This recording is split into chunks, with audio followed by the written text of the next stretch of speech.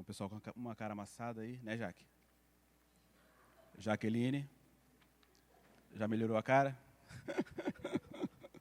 Olhei para a Jaque de manhã e falei, Jaque, o que aconteceu? Passou um trator por cima de você? Mas não é só ela, não. Olhando daqui, eu vejo outros rostinhos assim, que está bem amassado. Doutora Shirley, como sempre, elegantérrima. Deus te abençoe. Vocês estão bem, gente?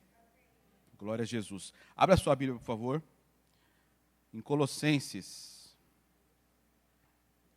Colossenses, capítulo 1.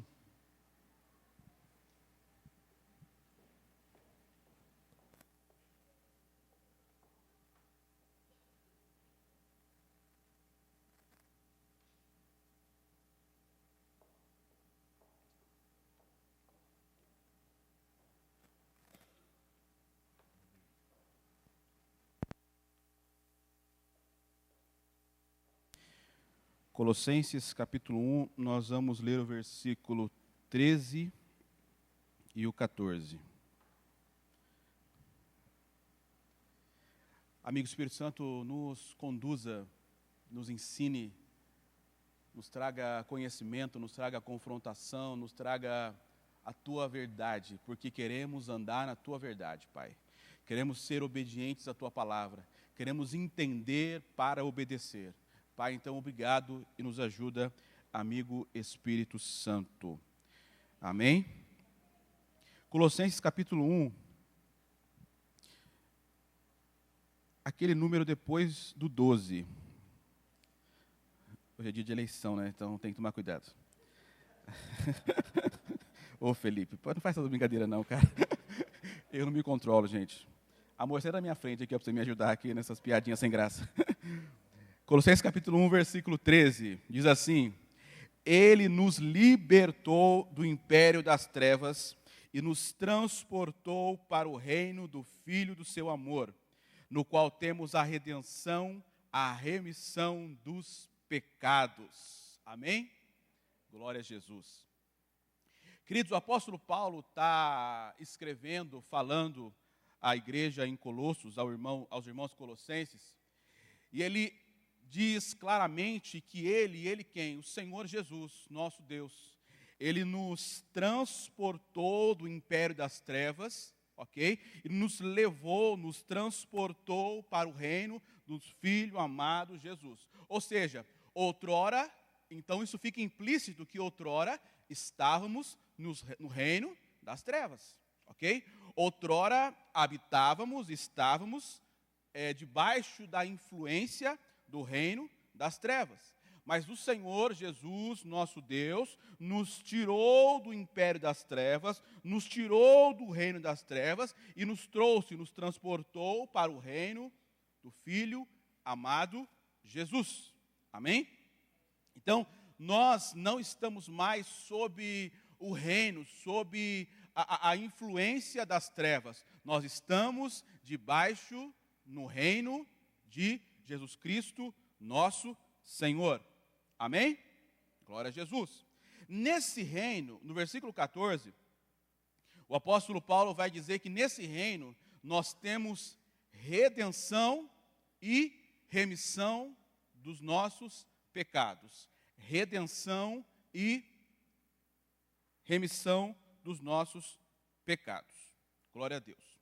O apóstolo Paulo, ele está falando aqui, quando ele fala em remissão e perdão dos pecados, ele está falando de uma parte do processo que acontece quando eu entro no reino de Cristo, ok? Quando eu entro no reino de Cristo, acontece um processo, e que o apóstolo Paulo está falando na última frase do versículo 14, redenção e a remissão dos pecados, é uma das partes que acontece nesse processo. Amém? Ok, vamos lá.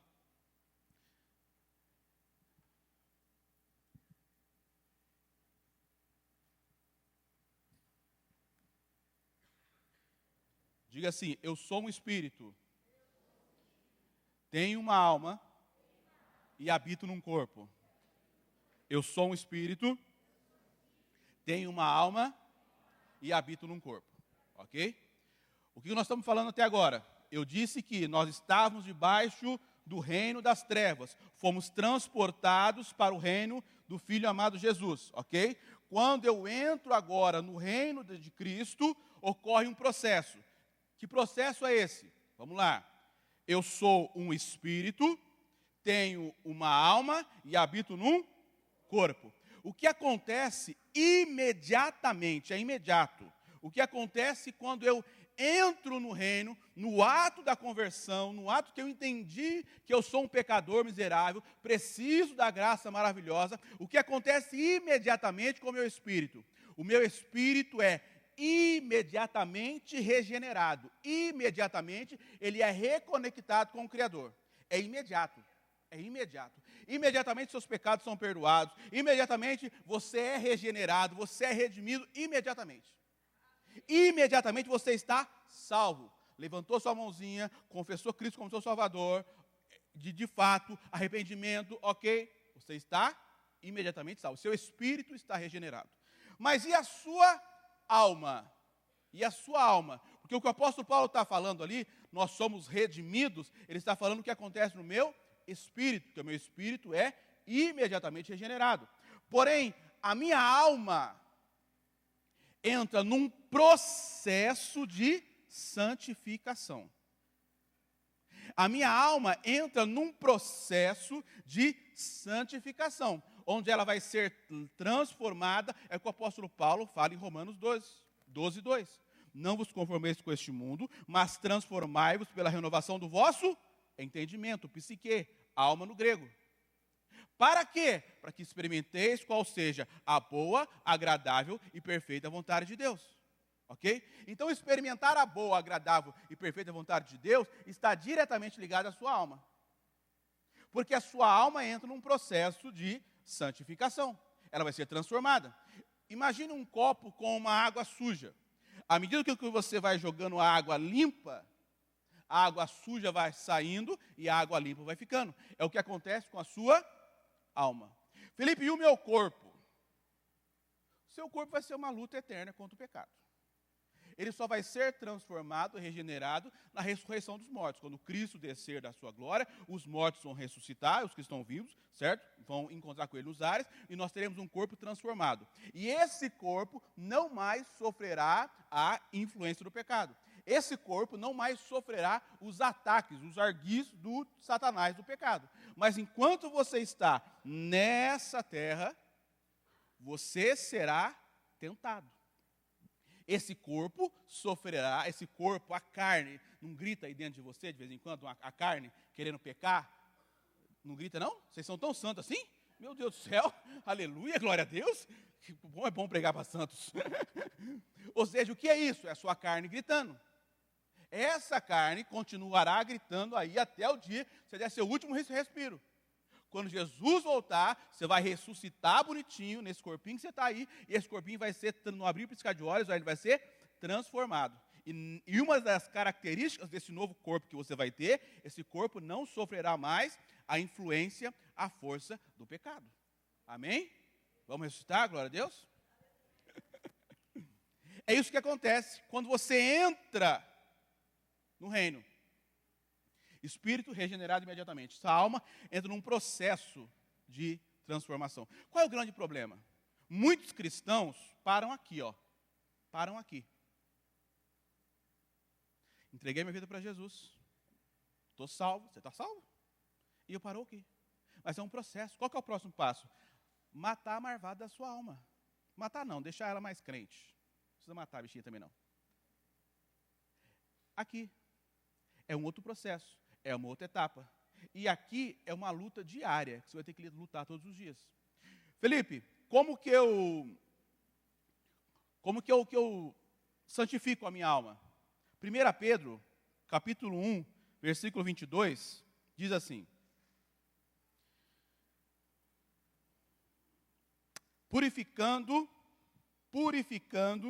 as vossas almas na obediência à verdade. Felipe, o que é a verdade? João 17, 17. Jesus orando pelos seus discípulos. Pai, santifica-os na verdade. a tua palavra é a verdade. João 17:17. Então, o apóstolo Pedro está falando em 1 a Pedro 1:22, purificando as vossas almas na obediência à verdade, para a caridade fraternal, não fingida, amai-vos ardentemente uns aos outros com um coração puro. Então, o que faz a minha alma ser santificada, a minha alma ser transformada, para que eu possa viver a boa, agradável e perfeita vontade de Deus? A palavra de Deus. Eu viver na palavra de Deus. Eu viver obediência à palavra de Deus. Eu obedecer à palavra de Deus. Felipe, e o meu corpinho? A luta vai ser diária e todos os dias. Mas o que mortifica a minha carne? Romanos 8, 13 e 14.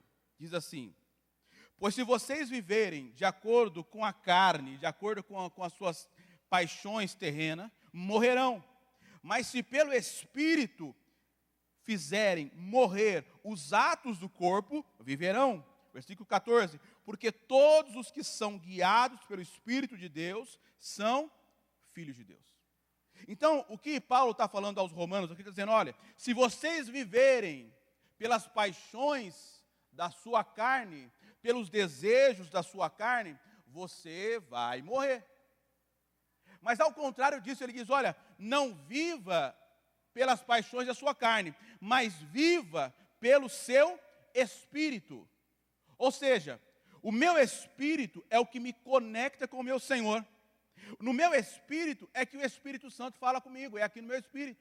Então, ou seja, para eu mortificar as obras da carne, eu preciso ter um espírito forte.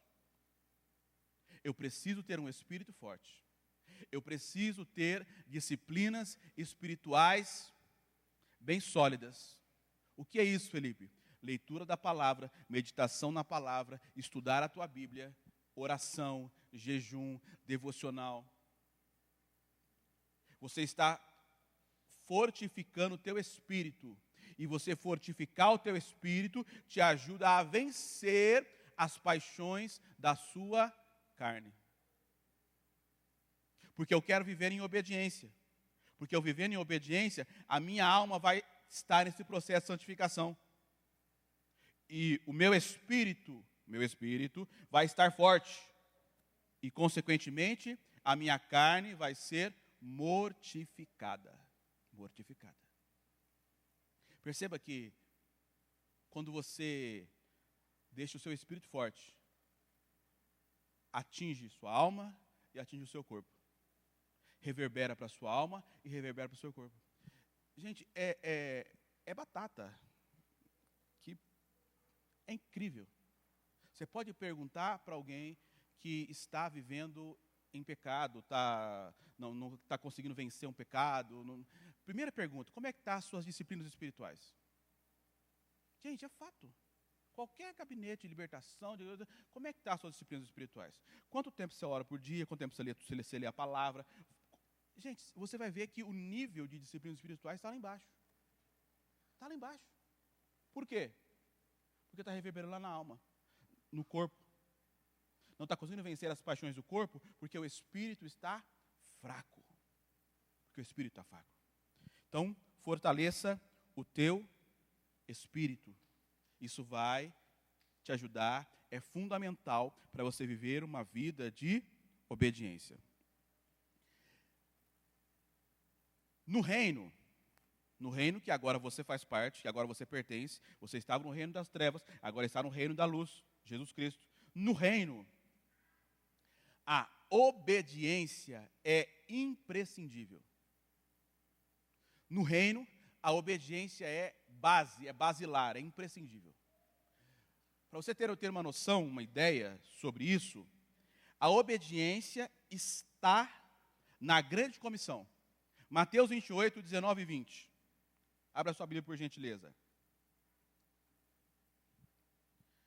Portanto, vão e façam discípulos de todas as nações, batizando-os em nome do Pai, e do Filho, e do Espírito Santo, versículo 20, ensinando-os a obedecer a tudo que eu lhes ordenei. E eu estarei com vocês até o fim dos tempos. Ou seja, na grande comissão, na grande convocação de Jesus para os seus discípulos irem pregar o evangelho, ele já diz, olha, vocês vão pregar o evangelho, mas tem algo importante aqui, ó. Você não pode ir só pregar, é tudo flores, é tudo maravilhoso. Não, não, não. Você vai e já ensina. Ensina o quê? Ensina a obedecer a tudo que eu vos tenho ordenado. Perceba como a obediência está intrínseca ao evangelho. Perceba como essa questão de obediência e o evangelho e o reino está diretamente ligado. Se você tira a obediência do evangelho, você não consegue viver o evangelho. Porque o evangelho requer obediência. Efésios capítulo 2, versículo 1 a 3. Perceba como são chamados aqueles que não estão no reino da luz, não fazem parte desse reino. Efésios 2, 1 a 3 diz assim: Ele lhes deu vida, quando vocês estavam mortos em suas transgressões e pecados, lá no reino das trevas, nos quais vocês andaram no outro tempo, reino das trevas, segundo o curso deste mundo, segundo o príncipe da potestade do ar, do espírito que agora atua nos filhos da desobediência. Ou seja, aqueles que não estão no reino da luz são chamados de os filhos da desobediência. Os filhos da desobediência. Perceba como é uma característica daqueles que estão no reino da luz, estão no reino de Cristo. É uma característica a obediência. E é assim que somos chamados. 1 Pedro 1,14. Sejam filhos obedientes. Outra tradução diz, sejam filhos da obediência. Não voltem ao seu antigo modo de viver, quando satisfaziam os próprios desejos e viviam na ignorância. O reino de Deus é estabelecido em obediência à sua palavra.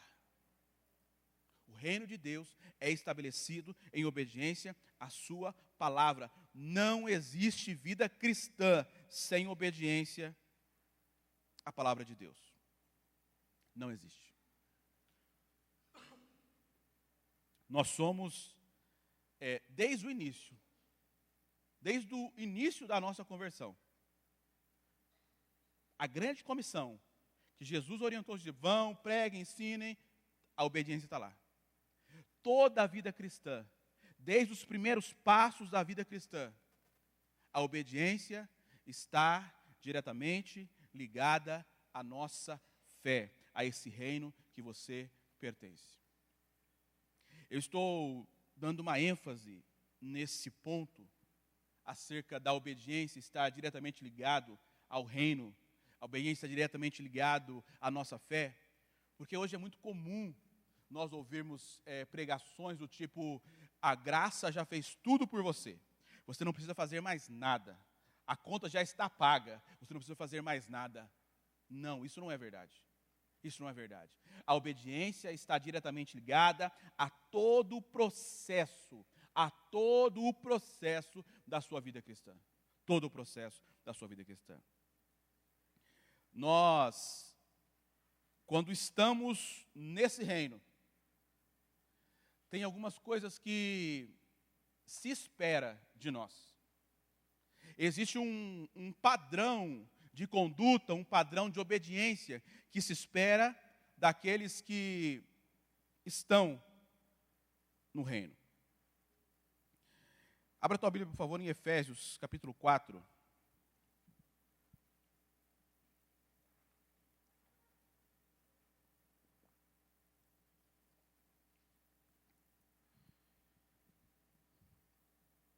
Efésios capítulo 4, versículo 29, nós vamos ler do 29 ao 32.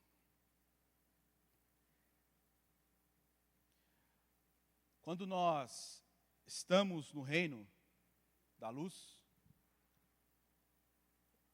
a base, um fundamento desse reino é viver em obediência, é ter uma vida pautada na obediência.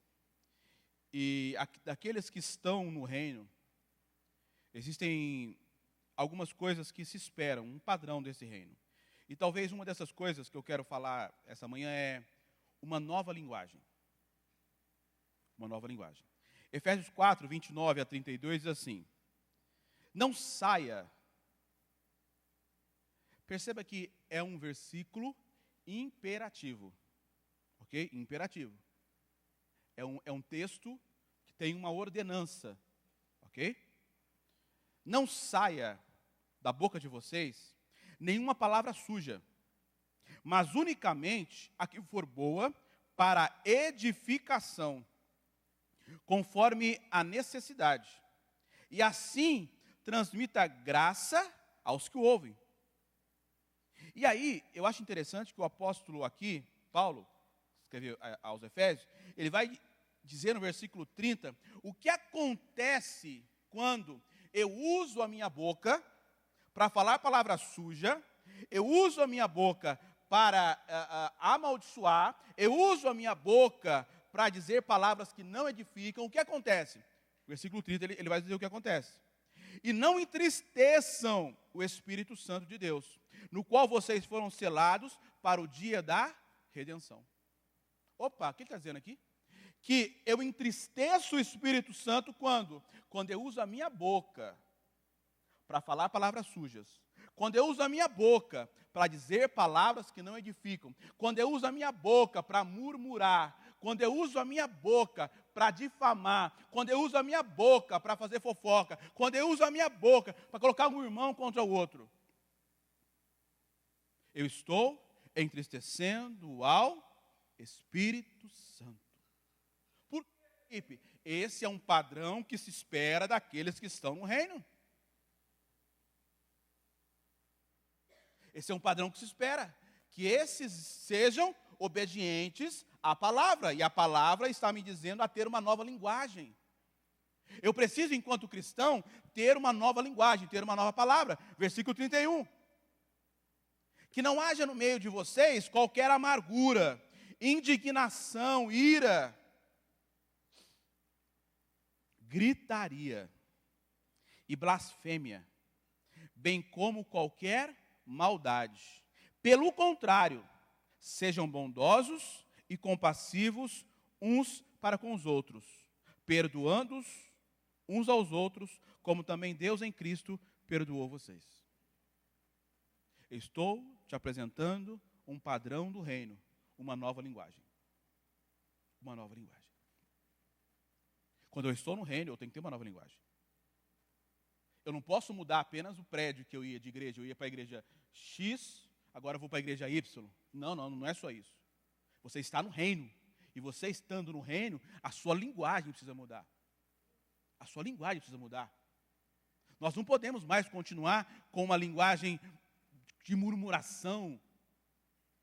Não. Eu sei que isso, às vezes, homem também faz isso, mas mulher ainda tem um pouco mais dessa questão, né? Depois eu bato nos homens, tá, irmãs? Eu vou bater em vocês agora, depois a gente vai... Fica tranquila, tem para todo mundo hoje, fica tranquila.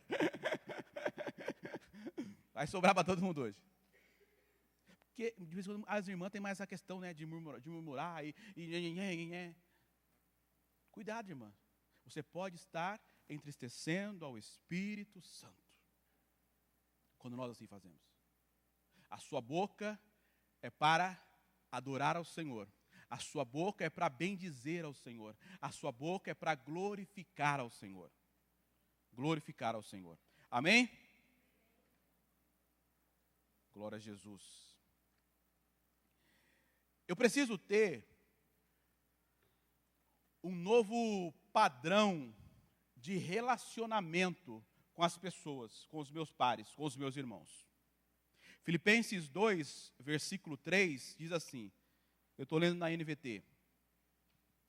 Nada façam por ambição egoísta ou por vaidade, mas humildemente considerem os outros superiores a si mesmo. É sério isso, Paulo? É sério isso. Que Paulo escreveu Filipenses também. É sério isso? É sério isso. Ou seja, existe um outro padrão que eu preciso estabelecer quando eu estou no reino. É a maneira com que eu me relaciono com os meus irmãos. E essa maneira de me relacionar com os meus irmãos precisa ser em humildade. E essa maneira de me relacionar com os meus irmãos, eu preciso olhar para o meu irmão Cadu e dizer, o meu irmão Cadu, ele é superior a mim. Porque ele, por sua vez, vai olhar para mim e vai dizer, o Felipe é superior a mim. Então, ambos estão seguindo o que a Bíblia diz. Então, no nosso relacionamento não existe ambição, não existe orgulho, porque eu olho para ele e digo, ele é superior a mim. Aliás, a sua palavra de ontem, o hangar, foi uma benção, viu? Eu fui para casa perguntando para uma pessoa como é que foi.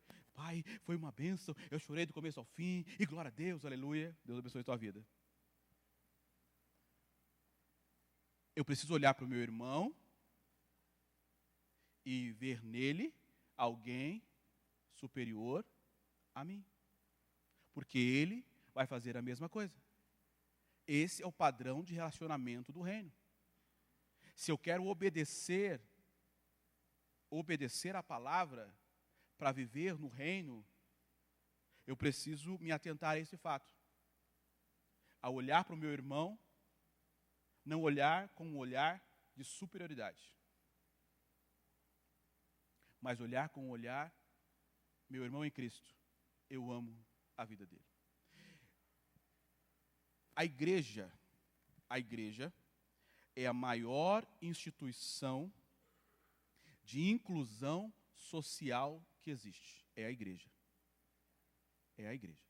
Porque aqui, o milionário olha para a faxineira e vê ela superior a ele. Se seguir a Bíblia, o milionário que mora no Alphaville e não na Alfavela, vai olhar para a faxineira e vai dizer, ela é superior a mim. É a Bíblia. Então, inclusão social é a igreja. É a igreja. Tem mais um. O porquê a igreja, já abriu esse leque, agora vamos acabar aqui, depois eu volto para cá. Por que a igreja é a maior instituição de inclusão social? O apóstolo Paulo diz assim, aquele que roubava, não roube mais. Ou seja, ele era um meliante, certo? Ele era um meliante, roubava tudo. Quantos milhões o governo gasta por ano, milhões, bilhões, com segurança pública? Milhares e milhares. A igreja está pegando esse meliante e está tirando do crime. Ou seja, o Estado vai economizar com esse cara agora. Aquele que roubava, não roube mais. Antes, trabalhe. Opa, então agora, além de dar despesa para o Estado, ele vai trabalhar, ele vai gerar receita, ele vai gerar impostos. Trabalhe. Para quê? Para ter para si e para ajudar ao próximo. Área social. Então, em um versículo só, a igreja atingiu a questão de segurança pública, a questão econômica e a questão social. Essa é a igreja que você pertence. A maior instituição de inclusão social é a igreja de Cristo. Aquele que roubava, não roube mais. Antes trabalhe para ter para si e para ajudar o próximo. Segurança pública, economia e social. Amém? Então, quando alguém falar para você, não, porque é o partido A, não, é o C, é o D. Não, é a igreja. É a igreja. É a igreja. Amém? Eu preciso viver uma vida buscando maturidade cristã. Eu estou no reino, eu preciso viver uma vida buscando maturidade cristã. 1 Coríntios capítulo 3. Irmãos, versículo 1 ao 3. Irmãos, quando estive com vocês, não pude lhes falar como a pessoas espirituais, mas como se pertencesse a este mundo, ou fossem criancinhas em Cristo. Tive de alimentá-los com leite e não com alimento sólido, pois não estavam aptos para recebê-lo. E ainda não estão. O apóstolo Paulo falando à igreja de Coríntios. Porque ainda são controlados por sua natureza humana. Têm ciúmes uns dos outros, discutem, brigam entre si. Acaso isso não mostra que são controlados por sua natureza humana? E que vivem como pessoas do mundo? O que Paulo está dizendo aqui? Olha, eu fui aí pregar para vocês, falar com vocês, e eu tive que dar para vocês leitinho na colherzinha. Ele faz aqui um comparativo com a vida espiritual imatura e um bebê. Eu tive que alimentar vocês que nem um bebezinho, porque vocês são imaturos espiritualmente. Vocês já deveriam estar em outro nível de maturidade. É o que Paulo está dizendo. Mas eu ainda tenho que dar para vocês leitinho. Por quê? Entende-se que eu preciso viver uma vida cristã buscando desenvolvimento, crescimento, amadurecimento espiritual. Faz parte desse reino que você agora está. Viver uma vida buscando maturidade espiritual. O que Paulo está dizendo? Eu não pude dar para vocês comida sólida. Eu tive que dar leitinho para vocês.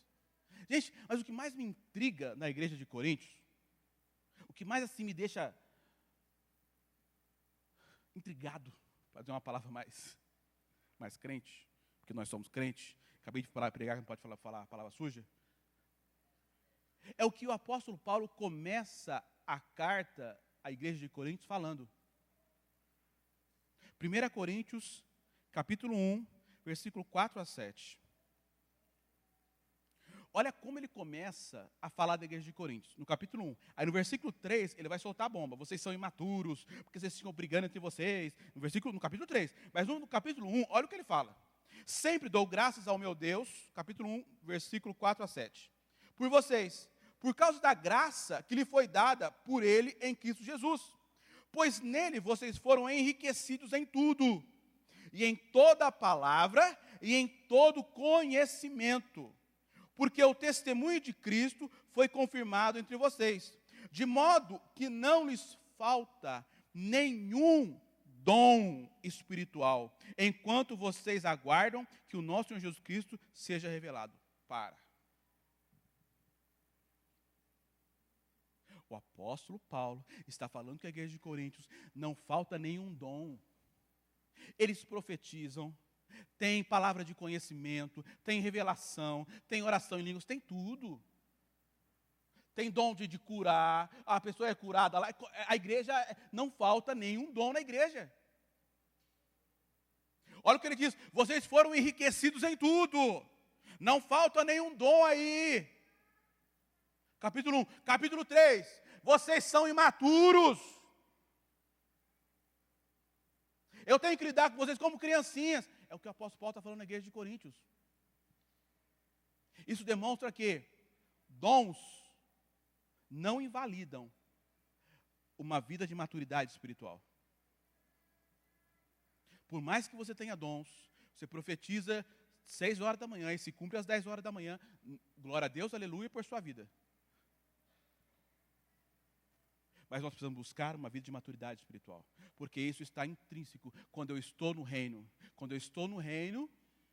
eu preciso viver uma vida de maturidade espiritual. Porque eu posso profetizar sem ter vida com o Espírito Santo. Eu posso curar sem ter vida com o Espírito Santo. Eu posso orar para um defunto e ele ressuscitar, e eu não tenho vida com o Espírito Santo. Isso pode acontecer. Os dons são irrevogáveis. Felipe, mas por que isso acontece?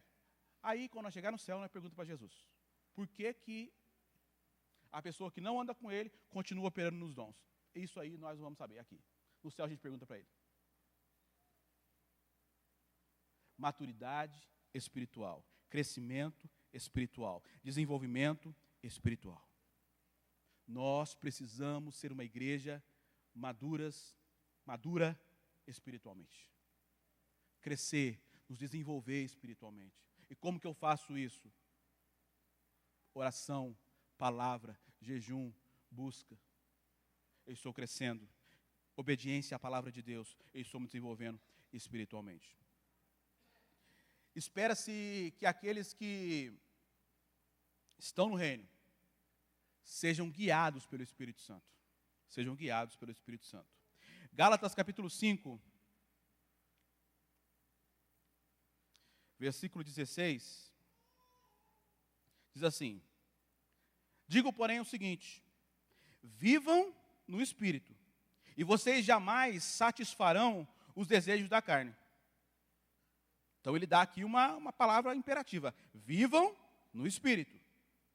Versículo 17: porém a carne luta contra o Espírito, e o Espírito luta contra a carne, porque são opostos entre si, para que vocês não façam o que querem. Mas, se são guiados pelo Espírito, vocês não estão debaixo da lei. Ora, as obras da carne são conhecidas e são imoralidade sexual, impureza, libertinagem, idolatria, feitiçaria, inimizades, rixas, ciúmes, iras, discórdias, divisões, facções, invejas, bebedeiras, orgias e coisas semelhantes a essas. Declaro a vocês, como antes já os preveni, que os que praticam tais coisas não herdarão o reino de Deus. Versículo 22. Mas o fruto do Espírito é amor, alegria, paz, longanimidade, benignidade, bondade, fidelidade, mansidão, domínio próprio. Domínio próprio. Contra essas coisas não há lei.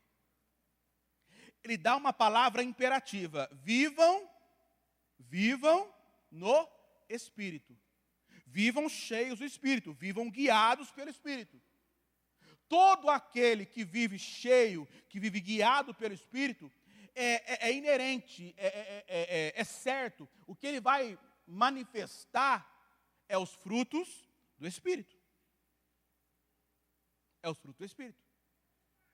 Todo aquele que vive cheio do Espírito vai manifestar os frutos do Espírito, que são amor, alegria, paz, longanimidade, benignidade, bondade, fidelidade, mansidão e domínio próprio.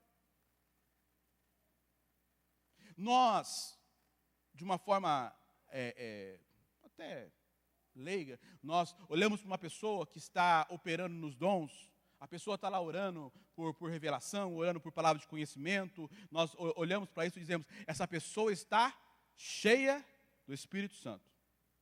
Correto? Dizemos isso. Mas, biblicamente, isso está errado. O que demonstra que uma pessoa está cheia do Espírito Santo não é a manifestação dos dons, mas é a manifestação dos frutos do Espírito. É a manifestação dos frutos do Espírito.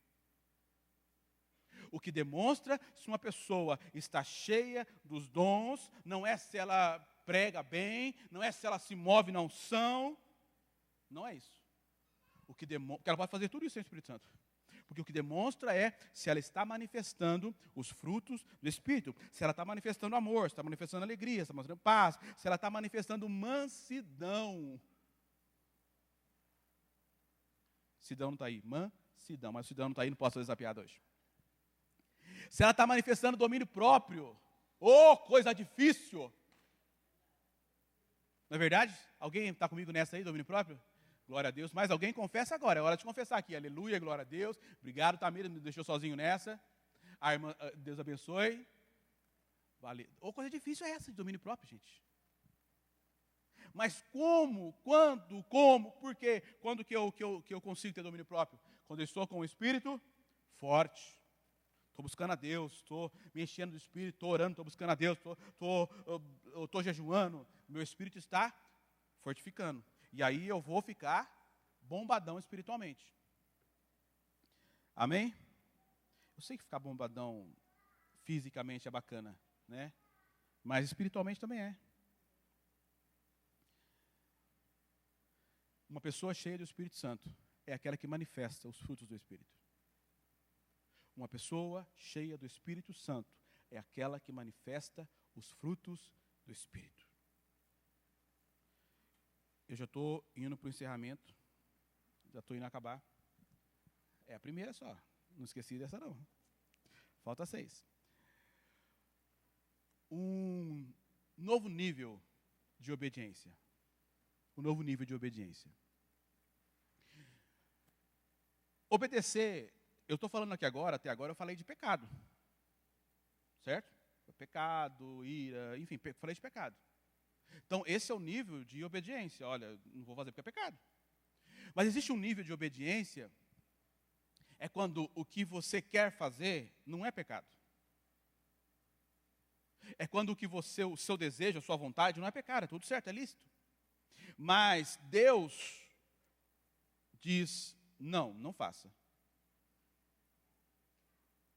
O que acontece aqui é um conflito de vontades. A sua vontade é uma e a vontade de Deus é outra. Não estamos falando de pecado, coisas não. A sua vontade é que acontecesse de um jeito, mas Deus quer que aconteça do outro. E aí tem esse conflito de vontades. Esse é um nível de obediência que em algum momento todos nós chegaremos. Quando a sua vontade entra em conflito com a vontade de Deus. E aí a pergunta que se faz é, qual é a sua reação? O que você faz? Quem vence essa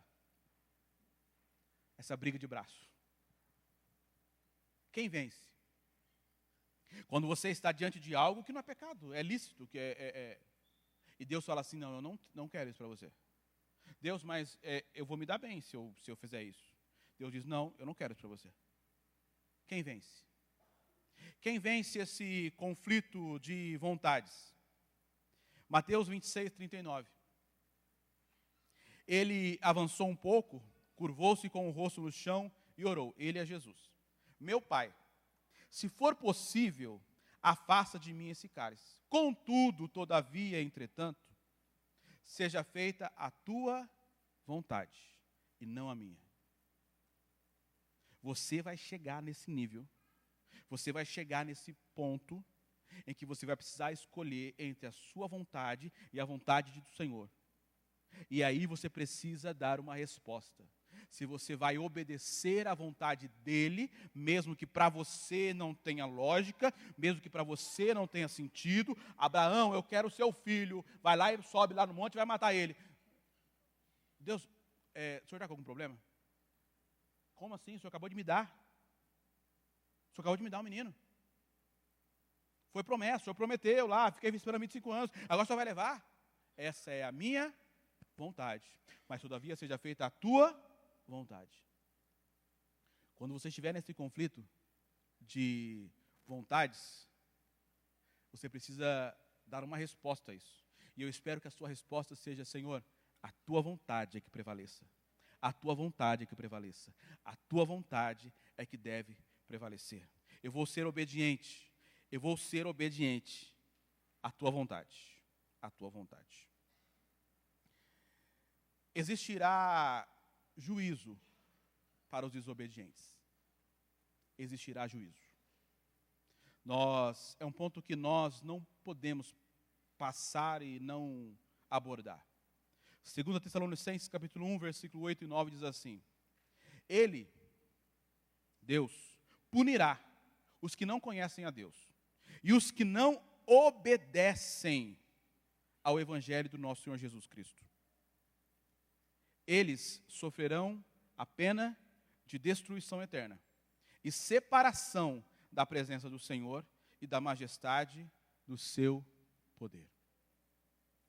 Haverá juízo para os desobedientes. Então a minha oração essa noite é que nós, de fato, entendemos isso, que eu preciso obedecer à palavra e que eu preciso andar em obediência à palavra. O que nós não podemos esquecer diante de tudo isso é que em meio às nossas tentações, em meio às nossas questões de obedecer ou não obedecer, eu não estou sozinho. Você não está lutando contra o pecado, você não está lutando contra a desobediência, você não está sozinho, sozinha nessa luta. Você não está.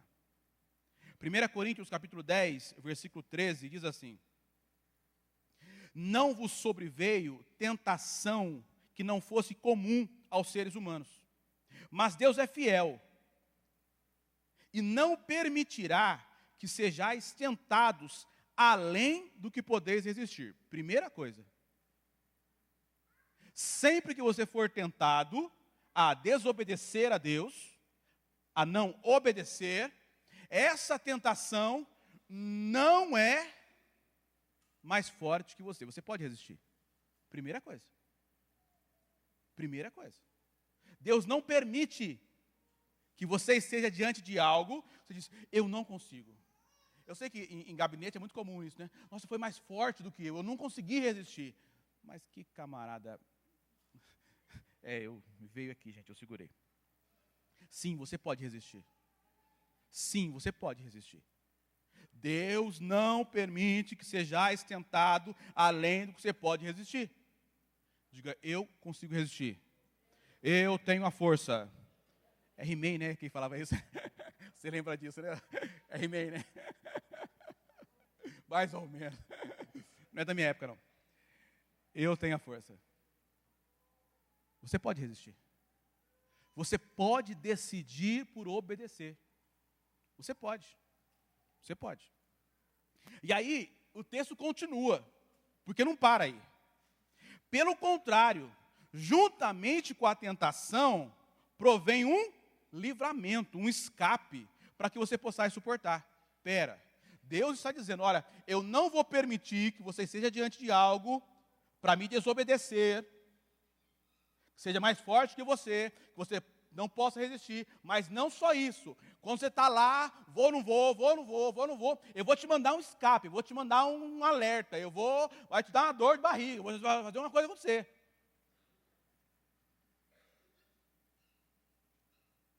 Você não está sozinho.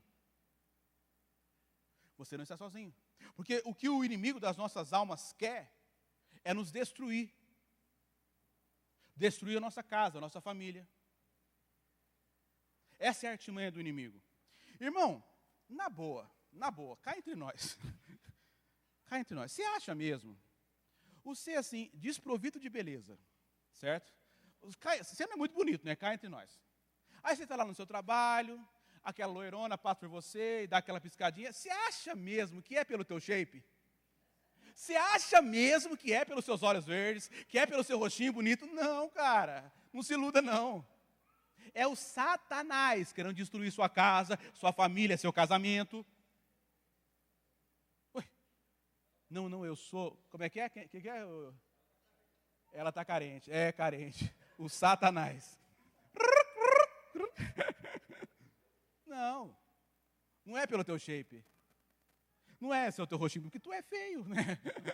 Gente, o único mais bonito que sou eu, com a minha mulher, né, amor? Não é isso. É o Satanás querendo destruir sua casa, sua família, seu casamento. Irmã, o seu personal trainer, toma cuidado. Toma cuidado com isso aí, viu, filha? O Satanás pode estar aí. Por isso que minha mulher não tem personal trainer. Eu sou o personal trainer dela. Vai treinar em casa.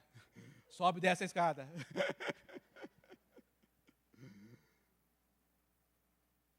O diabo quer destruir a sua casa, seu casamento, sua família.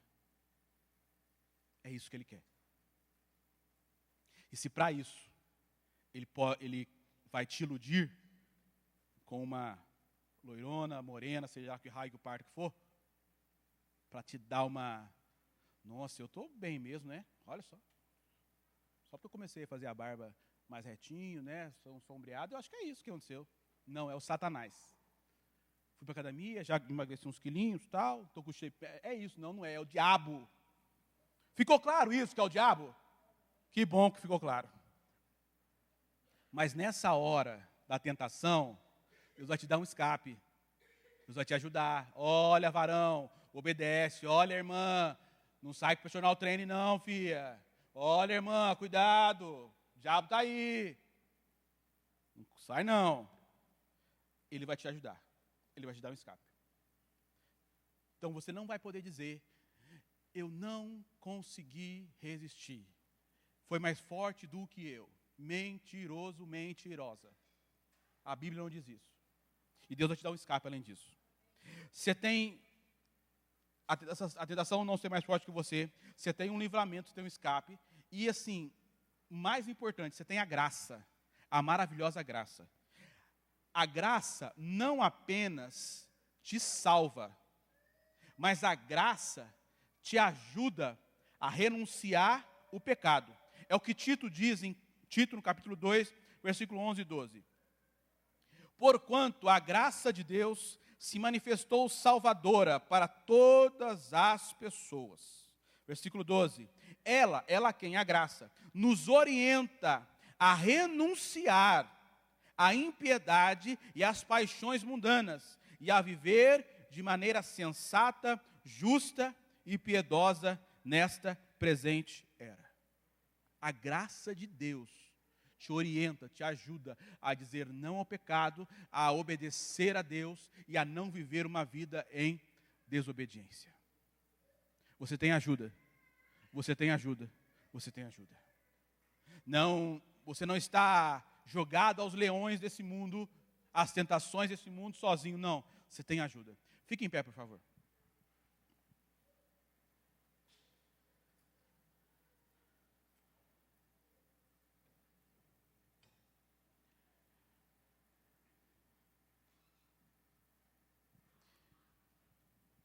Você tem ajuda.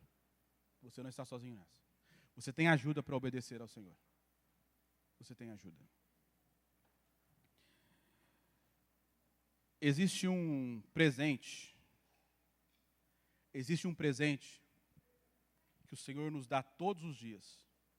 Todos os dias, de madrugada, desce um anjo no seu quarto e coloca um presente do lado da sua cama. Todos os dias, desce um anjo, de madrugadinha, antes de você acordar, com um presente, e coloca do lado da sua cama. O que é isso? Misericórdia. Todo dia tem uma porção de misericórdia para você. E aí você acorda de manhã, está aquele pacotão de misericórdia. E aí você vai usando durante o dia, certo? Por exemplo, Dario chegou a sua vez. Dario acorda, tem lá a misericórdia do lado dele, certo? Aí ele começa a usar. Ele enche o saco da Paloma, perturba a Paloma, certo? Briga com ela. Ele vai o quê? Vai usando a misericórdia. Vai usando a misericórdia. No final do dia, assim, só tem um restinho de misericórdia, certo? Aí ele vai dormir, no outro dia, outro pacotão de misericórdia. Deus me perdoa porque eu briguei com a Paloma. Deus me perdoa porque eu enchi o saco dela. Me perdoa porque eu briguei. Está perdoado, tal. Usou a misericórdia. Mas esse outro dia, pacote novo de misericórdia. É assim. Todo dia tem um pacote de misericórdia para você. Todo dia tem um pacote do lado da sua cama de misericórdia para você. Você acordou hoje cedo, né? São 11 horas da manhã, 11h10.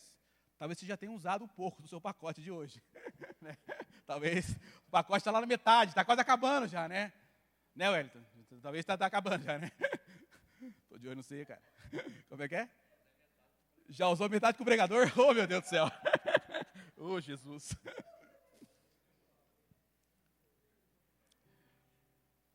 Mas amanhã renova, fica tranquilo, amanhã renova. Amanhã renova. O Senhor nos leva a entender hoje que por mais que você tenha desobedecido a Ele, que por mais que você não tenha andado em obediência, tem um pacote de misericórdia que está em vigência ainda nesse dia. Mas amanhã tem outro, e amanhã tem outro. Felipe, então eu posso pecar toda hora? Não, não pode. Para com isso. Mas tem misericórdia do Senhor para você. O que eu quero que você, nessa manhã, entenda é: eu tenho acesso a essa misericórdia. Eu quero viver uma vida de obediência. Eu tenho acesso à misericórdia do Senhor. E eu tenho acesso à graça, que me ajuda a renunciar o pecado. Feche seus olhos. Eu quero orar com vocês, eu quero ter um tempinho de oração.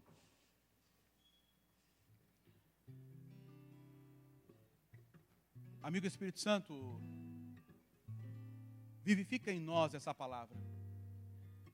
Amigo Espírito Santo, traz vida a essa palavra no nosso coração, no nosso sentimento. Traz vida. Amigo Espírito Santo, nós não conseguiremos viver uma vida em obediência. Nós não conseguiremos viver uma vida te obedecendo sem a tua ajuda, sem a misericórdia, sem a graça. Nós não conseguiremos. E nós, como igreja, como corpo de Cristo, nós pedimos perdão. Nós estamos entrando num tempo de arrependimento, num tempo de perdão, e nós já iniciamos hoje, pedindo perdão por todas as vezes que eu desobedeci ao Senhor. Por todas as vezes que eu tinha um comando claro do Senhor, mas eu decidi ir para o outro lado. Por todas as vezes que eu deliberadamente decidi não obedecer a tua palavra. Pelas inúmeras vezes que eu tomei uma decisão de não obedecer a sua palavra. Senhor, me perdoa. Senhor, nos perdoa como igreja, Senhor. Nos perdoa como igreja por desobediência, por desonra ao Senhor. Nos perdoa por não andarmos no caminho da obediência. Nos perdoa por muitas vezes não manifestar os frutos do Espírito. Nos perdoa pelas inúmeras vezes que nós tivemos um linguajar mundano, tivemos um linguajar que não te agrada. Nos perdoa, Senhor. Nos perdoa. Nos perdoa pelas vezes que nós nos relacionamos com os nossos irmãos, com os nossos pais, de uma forma egoísta, de uma forma arrogante, de uma forma orgulhosa, de uma forma altiva, de uma forma soberba. Senhor, nos perdoa. Porque a tua palavra nos orienta a tratar o meu irmão com humildade. Senhor, nos perdoa. Senhor, tem misericórdia de nós, Senhor. Tem misericórdia de nós. Nós queremos usar o nosso pacote hoje. O pacote de misericórdia desse dia. O pacote que hoje o Senhor dispensou a nós, a sua misericórdia. Queremos hoje pedir, amigo Espírito Santo, nos ajuda. Nos ajuda a viver em obediência. Nos ajuda a viver amando e obedecendo a sua palavra. Amém. Que durante